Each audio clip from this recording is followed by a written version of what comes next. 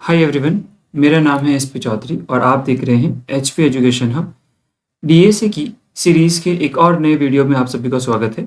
इसी सीरीज में आज हम बात करने वाले हैं एरे की। इससे पहले वाली वीडियो में हम पॉइंटर, फंक्शन और लूपिंग जैसे टॉपिक को हम डिस्कस कर चुके हैं। यदि आपने वो वीडियोस नहीं देखे हैं तो पहले वो ज़रूर से देख लें। उन सभी का लिंक आपको डिस्क्रिप्शन में मिल जाएगा ताकि एरे को समझना आपके लिए ज़्यादा आसान हो जाएगा। तो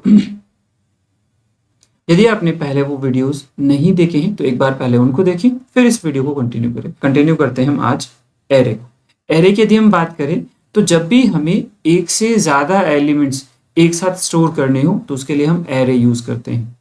ठीक है, जब भी हमें एक से ज़्यादा एलिमेंट्स स्टोर करने हो तो हम एरे को यूज़ करते हैं। ठीक है, एरे हम कह सकते हैं कि एक तरह से कलेक्शन ऑफ एलिमेंट्स है, सेम टाइप के एलिमेंट्स। ठीक है, एरे बनाते कैसे इसकी यदि हम बात करें तो जैसे ही मैं एक एरे बनाऊं जिसमें 5 एलिमेंट स्टोर करना चाहूं तो इस तरह से लिखेंगे। ठीक है, इसमें एक एरे बनेगा,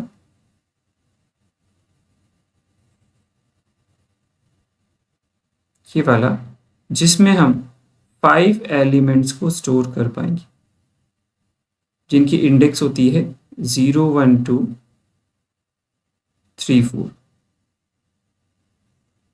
ये कहलाती है इंडेक्स। और यदि हमने कुछ नंबर स्टोर किए हैं, जो कि हम आगे देखने वाले हैं कि किस तरह से स्टोर करेंगे, यदि स्टोर किए हैं तो वो इस तरह से स्टोर होंगे और ये कहलाते हैं एलिमेंट्स।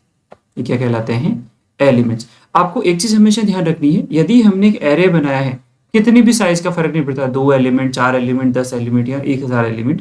ठीक है, लेकिन जितने भी हमने एलिमेंट का एरे बनाया है वो सारे एलिमेंट एक साथ मेमोरी लेते हैं। यानी जैसे मैंने 5 एलिमेंट का एरे बनाया तो इसका मतलब है कि मेमोरी में 5 एलिमेंट या 5 इंटीजर की वैल्यू स्टोर हो, इतनी मेमोरी मिली होगी, और वो भी एक साथ, बीच में कोई और गैप नहीं होगा। ये चीज इंपॉर्टेंट है, ये याद रखना। ठीक है, अब हमने एरे बनाना देख लिया कि एरे किस तरह से बनाएंगे। ये उसका डेटा टाइप हो गया, ये एरे का नेम हो गया, और ये एरे की साइज या फिर नंबर ऑफ एलिमेंट्स। ठीक है, एरे में यदि हम देखें तो हम एरे में हम यदि टाइप की बात करें तो हमारे पास 2 टाइप के एरे हम यूज करते हैं। पहला है 1D एरे और दूसरा हम देखेंगे 2D एरे। 1D एरे और 2D एरे। ठीक है, इसमें हम फर्स्ट देखने वाले हैं 1D एरे। आज की इस वीडियो में हम 1D एरे से रिलेटेड बात करेंगे, कोशिश करेंगे कि पूरा हो जाए। इन केस वीडियो ज़्यादा लेंदी हो गया तो हम इसे 2 अलग अलग पार्ट्स में देखेंगे। फिलहाल बात करते हैं 1D एरे की। तो 1D एरे को अभी हमने जिस एग्जाम्पल से देखा था वो 1D एरे का एग्जाम्पल था। हम इस तरह से डेटा टाइप लिखते हैं, फिर एरे का नाम लिखते हैं और उसमें कितने एलिमेंट्स हमें स्टोर करने हो वो बता देते हैं। जैसे मैंने इस तरह से लिया तो ये एक एरे बनेगा जिसमें 5 एलिमेंट्स को स्टोर कर सकें, इतनी जगह हो। ठीक है, अब बात करते हैं कि हमने एरे बनाना सीख लिया, एरे में वैल्यू कैसे स्टोर करवाएंगे, इनिशियलाइजेशन की बात करते हैं। ठीक है, तो नेक्स्ट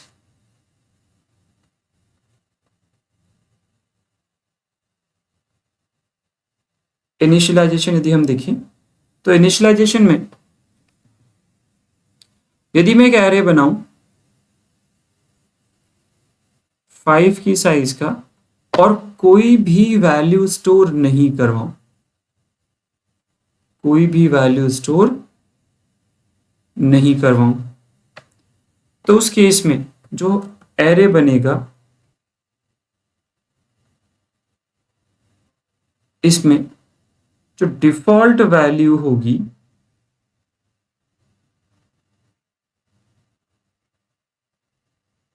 वो होती है गार्बेज। डिफॉल्ट वैल्यू क्या होगी? गार्बेज वैल्यू होगी।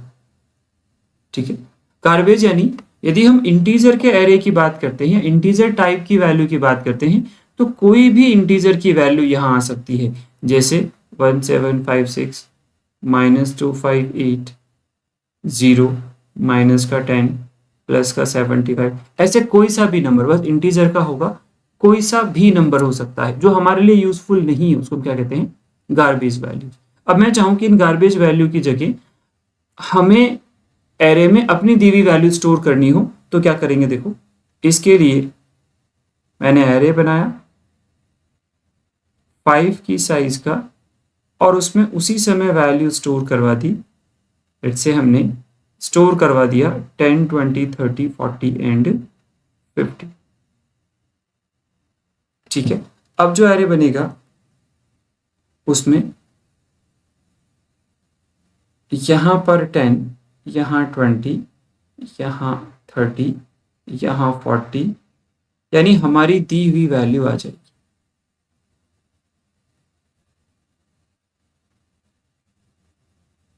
ठीक है, और यदि मैं एरे बनाते टाइम उसकी साइज रख दूं 5 और वैल्यू स्टोर करवाऊं सिर्फ 10 और 20, यानी जितनी हमने मेमोरी बनाई है यदि हम उतनी वैल्यू नहीं स्टोर करवाएं तो क्या होगा, देखो हमारी दी हुई वैल्यू पहली और दूसरी तो 2 एलिमेंट आ गए, बाकी जितनी वैल्यू हमने नहीं दी है वहां पर कंपाइलर अपने आप क्या करेगा, 0 स्टोर कर देगा। ध्यान रखना, अब वहां पर गार्बेज नहीं होगा। यदि एक बार हमने इनिशियलाइजेशन स्टार्ट कर दिया, एक बार हमने इनिशियलाइजेशन स्टार्ट कर दिया, तो फिर उस केस में जितनी वैल्यू हमने दी है, हमने स्टोर करवाई है, वो वैल्यू तो स्टोर कर देगा, और बाकी जितनी वैल्यू बच गई है वहां सभी जगह पर क्या ले आएगा, 0 ले आएगा। ये सारा काम किसका होता है, कंपाइलर का होगा। ठीक है, हाँ मैं एक भी वैल्यू नहीं दे, एक भी वैल्यू नहीं दे तब तो वो सारी वैल्यूज क्या होगी, गार्बेज होगी। लेकिन यदि हम वैल्यू दें, यदि हम वैल्यू इनिशियलाइज करना स्टार्ट कर दें, तो जितनी वैल्यू हमने इनिशियलाइज की है वो वैल्यू तो चली जाएगी एलिमेंट के तौर पे, और वैल्यू जितने एलिमेंट हमने नहीं दिए वो सारे क्या हो जाएंगे, 0। इससे हमें एक चीज और मिलती है कि यदि मुझे पूरे एरे को 0 करना हो, यानी 0 से असाइन करना हो या इनिशियलाइज करना हो, तो हमें उतने 0 स्टोर करने की जरूरत नहीं है जितनी हमने साइज ली है। जैसे मैं 5 की साइज का एक एरे बनाऊं और मैं चाहूं कि सारे के सारे एलिमेंट 0 हो जाए, तो उसके लिए आपको 5 बार 0 स्टोर करवाने की जरूरत नहीं है, आप एक बार 0 स्टोर कर दो। इससे क्या होगा, फिर इससे जो हमारा एरे बना है उसका इनिशियलाइजेशन स्टार्ट हो जाएगा। पहली वैल्यू वो होगी जो हमने इनिशियलाइज की है, बाकी जो वैल्यू हमने नहीं दी है वहां पर कंपाइलर अपने आप क्या रख देगा, 0। बस हमें एक 0 देकर के इनिशियलाइजेशन को स्टार्ट करना है, ये ध्यान रखना। ये समझ में आ गया। इसके बाद बात करें कि मैं एक एरे बनाऊं और उसकी साइज नहीं दूं, बस वैल्यू इनिशियलाइज करवा दूं 10 20 और 30, कुछ इस तरह से। तो अब क्या होगा, जो एरे बनेगा इसकी साइज जो एलिमेंट हमने स्टोर करवाए हैं उसके हिसाब से आ जाएगी।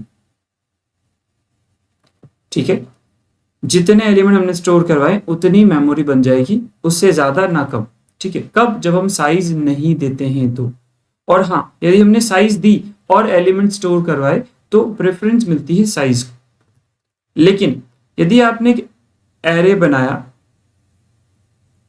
उसमें साइज नहीं दी और ना ही आपने इनिशियलाइज किया, तो ये एरे बनाने का एक सही तरीका नहीं होगा, यहां एरर आ जाएगी। ठीक है, इसके बाद यदि मैं एक एरे बनाऊं 5 एलिमेंट की साइज का और उसमें स्टोर करवा दूं एक से, मतलब 5 से ज्यादा वैल्यूज, लेट्स से 30 40 50 और 60, कुछ इस तरह से, तो ये भी एक एरर होगी।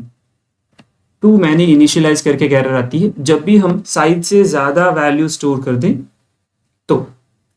ठीक है, और इसके बाद नेक्स्ट यदि मैंने एक एरे लिया 5 एलिमेंट का, कोई वैल्यू इनिशियलाइज नहीं की, तो अपने आप जो डिफॉल्ट वैल्यू थी वो आ जाएगी। और हमें पता डिफॉल्ट वैल्यू होती है गार्बेज। लेकिन मैं इससे पहले एक कीवर्ड यूज कर लूं जो कि हो स्टैटिक। कीवर्ड क्या हो? स्टैटिक। यदि मैं ये वाला कीवर्ड लिख दूं तो अपने आप ही एरे की सारी वैल्यूज क्या हो जाएगी? 0 हो जाएगी।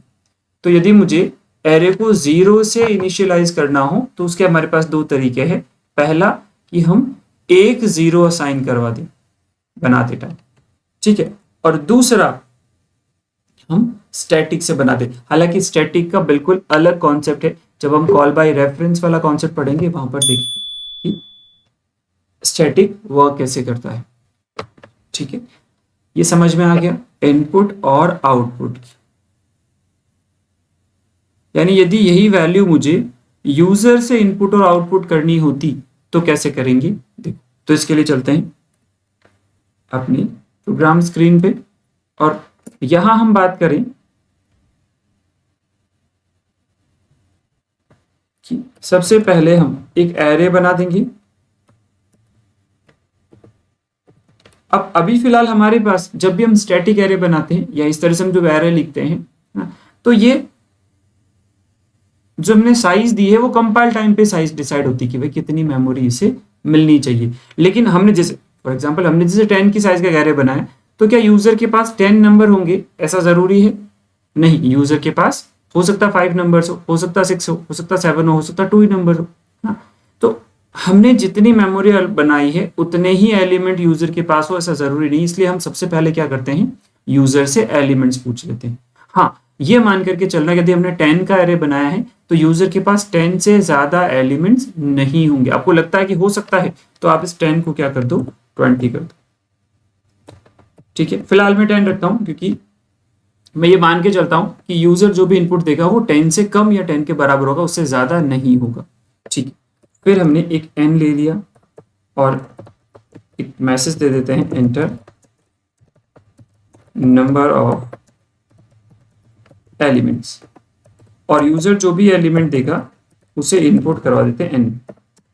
अब मान लो n की वैल्यू 5i हो, मान लो n की वैल्यू 5i हो तो हमें 5 वैल्यू यूजर से इनपुट करनी है और वही 5 वैल्यू हमें वापस आउटपुट करनी है। अच्छा, एरे की हम बात करें तो इंडेक्स हमने अभी देखा था कि जैसे ही मैं इस तरह से एक एरे बनाऊंगा ARR ऑफ 10 तो यहां पर क्या होगा, 10 की साइज का एरे बनेगा कुछ इस तरह से 1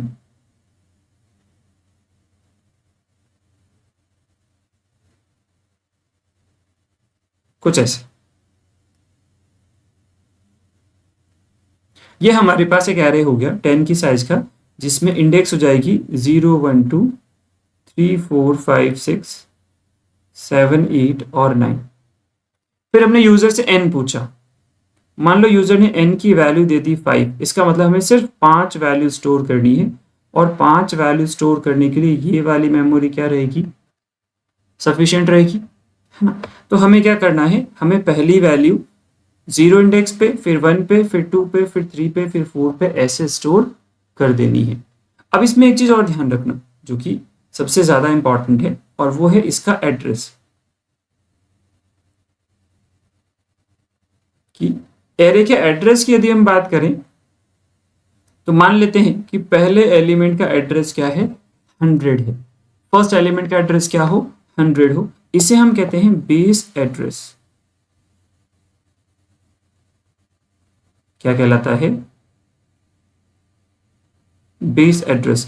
और ये बेस एड्रेस एरे के नाम में रखा हुआ होता है। यानी यदि मैं यहां प्रिंट कर दूं, मैं प्रिंट कर दूं ARR को, तो हमें आउटपुट में मिलेगा बेस एड्रेस। अब जो भी बेस एड्रेस होगा वो आ जाएगा। अभी फिलहाल 100 है, मान के चल रहे 100 है तो 100 आ जाएगा, ठीक है। अब यहां हम बात करें कि यदि हमारा एक इंटीजर 4 बाइट ले रहा हो तो ये एक तरह से एक बॉक्स क्या है, अपने आप में एक इंटीजर का वेरिएबल ही है ना। तो जितने इंटीजर को साइज चाहिए उतनी मेमोरी ये लेगा। मान लो इंटीजर को 4 बाइट की मेमोरी चाहिए एलिमेंट स्टोर करने के लिए, तो ये वाली मेमोरी 4 बाइट होल्ड करेगी, ठीक है। अब यदि इसका एड्रेस 100 है तो 100, 101, 102 और 103 ये 4 बाइट तो इसी के पास होंगे। तो अगली वाली मेमोरी का एड्रेस क्या होगा, 104 से शुरू होगा, फिर अगला 108, फिर अगला 112, फिर 116, 120, 124, 128, 132 और 136, कुछ इस तरह से चलेगा, ठीक है। राइट, याद रखना एरे के नाम में क्या रखा होता है, उस एरे का बेस एड्रेस। बेस एड्रेस किसे कहते हैं, बेस एड्रेस कहते हैं पहले एलिमेंट का address, address of first element, जिसकी इंडेक्स क्या होती है, 0 होती है, ठीक है। अब बात करें कि हमें इन एलिमेंट्स को कैसे एक्सेस करना, तो उसके लिए लिखते हैं ऐसे,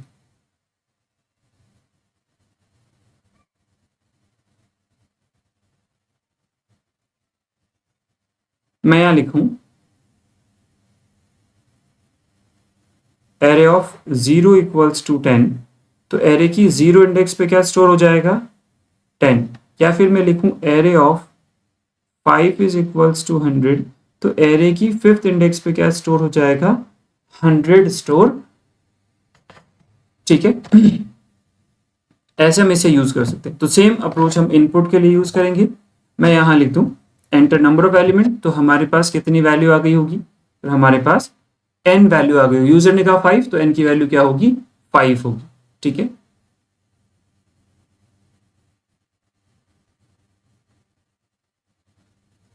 अब यही 5 वैल्यू हमें क्या करनी है, इनपुट करनी है। तो इनपुट करने के लिए हम एक लूप चलाते हैं, i equals to 0, i less than n और i प्लस प्लस। इस तरह से हमने एक लूप चला दिया और एक मैसेज दे देते हैं enter value of i plus 1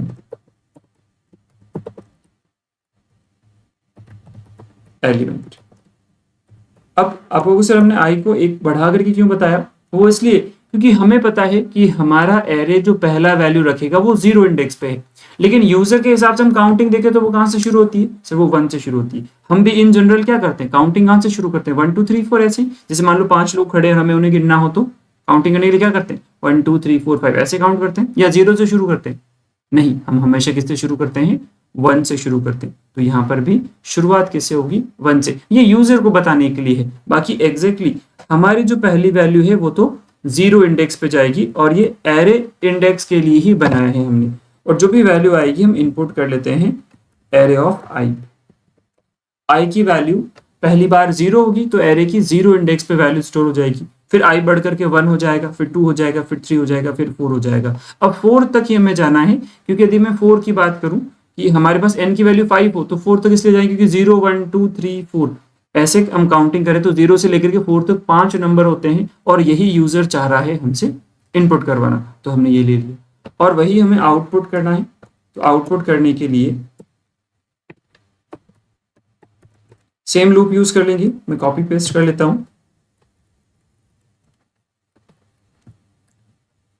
और यहां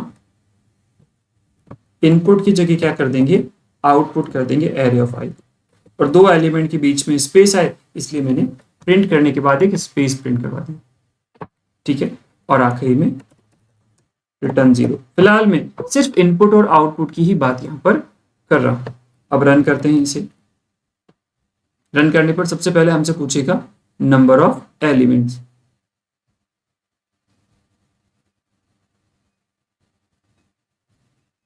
कुछ इस तरह से, ठीक है। हमने एलिमेंट दे दिए 5, तो कहेगा enter value of first element. पहले एलिमेंट की वैल्यू क्या है, मैंने दे दिया 10, दूसरे एलिमेंट की वैल्यू 20 30 40 और 50। इस तरह से हमने 5 वैल्यू दे दी। अब जैसे ही मैं एंटर करूंगा ये 5 वैल्यू स्टोर कर चुका होगा वो एरे में, ठीक है। अगला कोड यानी आउटपुट वाला कोड एग्जीक्यूट होगा और वो इन्हीं 5 वैल्यूज को क्या कर देगा, प्रिंट कर देगा, कुछ इस तरह से।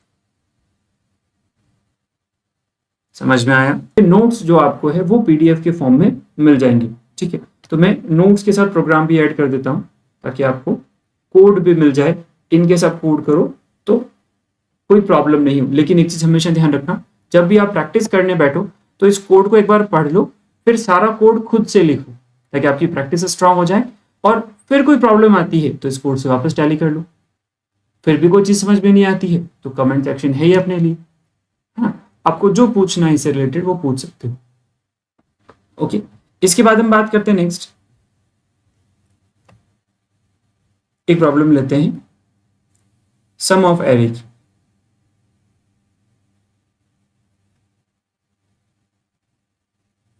मुझे एरे के सभी एलिमेंट को ऐड करना हो, उसके लिए हम लेते हैं सम ऑफ एरे। यदि हम एरे के सम की बात करें तो मान लो हमारे पास एक एरे हो जिसमें यूजर ने 5 वैल्यू स्टोर करवाई हो, 10, 20, 30, 40 और 50। हो सकता है हमने ज्यादा मेमोरी बना रखी हो, हमें तो जो नंबर यूजर ने स्टोर करवाए हैं उससे मतलब है। तो हम n के हिसाब से नंबर ले लेते हैं। n मान लो हमारा 5 है, इसका मतलब हमने 5 एलिमेंट स्टोर किए जो कि स्टोर हुए होंगे जाकर के 0, 1, 2, 3 और 4th इंडेक्स पे, ठीक है। अब मुझे इन सभी एलिमेंट्स का सम करना है। 0 इंडेक्स पे जो रखा हुआ उसका सम, 1 इंडेक्स वाले का टोटल, इन सभी का टोटल पूरे एरे में जितने एलिमेंट रखे उन सभी एलिमेंट को ऐड करना हो, ठीक है। और ऐड करने के लिए हमने यहां सबसे पहले एक सम नाम का वेरिएबल बना लिया जिसकी इनिशियल वैल्यू 0 ले ली। तो जो सम बनेगा उसकी इनिशियल वैल्यू क्या हो जाएगी? 0। 0 क्यों? क्योंकि हमें पता है 0 को आप किसी भी नंबर के साथ ऐड करो उस नंबर पे कोई फर्क नहीं पड़ता है ना। सेम यहां पर भी ऐसा ही होगा कि गार्बेज वैल्यू नहीं आए हमारे वेरिएबल में, इसीलिए हमने क्या कर लिया, 0 से असाइन कर दिया एरे, मतलब सॉरी सम को। अब एक लूप चलाया for i equals to 0, i less than n और i प्लस प्लस, और इसमें हमने लिख दिया sum plus equals to array of i, यानी एरे ऑफ i और सम को ऐड करके वापस स्टोर किसमें कर दो? सम में स्टोर कर दो। तो सबसे पहले i हमने कहाँ प्लेस किया? सर हमने i प्लेस किया 0 इंडेक्स पे। तो एरे ऑफ i क्या हो गया? 10। तो यहां हमें मिला 10 और सम में क्या है? 0। 0 प्लस 10, 10 किस में स्टोर कर दिया? सम में। तो सम की वैल्यू 0 से क्या हो गई? अब 10 हो गई। फिर i आगे बढ़ेगा, एरे ऑफ i क्या है? 20, तो इस बार है 20 और सम की वैल्यू क्या है? 10 है, अभी हमने पिछली बार रखी है ना। तो 10 को 20 के साथ ऐड करेगा और वापस सम में रख देगा। तो सम की वैल्यू क्या हो जाएगी? 30 हो जाएगी। 20 प्लस 10 30, तो सम की वैल्यू 30। उसके बाद i फिर से आगे बढ़ेगा, एरे ऑफ i क्या आया है? इस बार 30 आया है और सम क्या है? सर सम पहले से 30 है, तो 30 प्लस 30 क्या हो जाएगा? 60। सम को और एरे ऑफ i को ऐड करते हैं तो दोनों का एडिशन हो गया 60 और 60 हमने रख दिया सम में, तो सम की वैल्यू आ गई 60। फिर i को इंक्रीज कर देंगे, i यहाँ एरे ऑफ i है 40 और सम क्या है? 60। 60 प्लस 40 100, तो सम की वैल्यू क्या हो जाएगी? 100 हो जाएगी। फिर i को आगे बढ़ा देंगे, एरे ऑफ i यहाँ पहुंचे। अगेन सम करेंगे एरे ऑफ i से, तो एरे ऑफ i है हमारा 50 और सम की वैल्यू क्या है? सर सम की वैल्यू 100 है, तो 100 प्लस 50 क्या हो जाएगा? 150 हो जाएगा। तो सम की वैल्यू हमने रख दी 150। और उसके बाद जैसे ही i को आगे बढ़ाएंगे, लूप ब्रेक, क्योंकि हम कह रहे हैं कि i n से छोटा होना चाहिए, तो 4 तक तो n से छोटा है और जैसे उसे आगे बढ़ेगा i की वैल्यू 5 n के बराबर हो जाएगी, कंडीशन फॉल्स। कंडीशन के फॉल्स होते ही जो सम वेरिएबल है उसमें सभी एलिमेंट का एडिशन रखा हुआ होगा। अब हम क्या कर देंगे? उस सम को प्रिंट करवा देंगे। तो लास्ट में हमें सी आउट कर देना है इस सम वेरिएबल को ताकि आउटपुट हमें मिल जाए 150।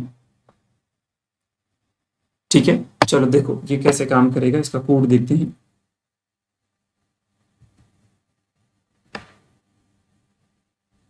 तो सबसे पहले हमने एरे लिया, यूजर से एलिमेंट पूछे और उसे इनपुट करवा दिया। अब हम यहाँ पर सम ले लेते हैं, सम ऑफ एरे। और एरे को सम करने के लिए सबसे पहले हमें एक सम नाम का वेरिएबल चाहिए जिसकी वैल्यू पहले से हम क्या ले लेते हैं 0, ताकि गार्बेज नहीं आए। फिर एक लूप चलाया और इस लूप में हमने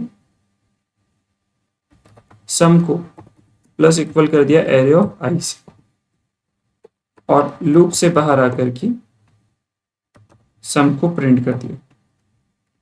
अब मैं इसे रन करूं, ये सबसे पहले हमसे एलिमेंट पूछेगा। मैंने कहा 5 एलिमेंट, पहला 10, फिर 20, 30, 40 और 50। ये 5 वैल्यूज हमने यूजर से इनपुट करवा ली। अब जैसे एंटर करूंगा इन सभी का सम होता है 150, तो आंसर क्या आ जाना चाहिए 150 आ जाना चाहिए। ठीक है, तो ऐसे हम एरे का सम कैलकुलेट कर सकते हैं। इजी सी प्रॉब्लम थी।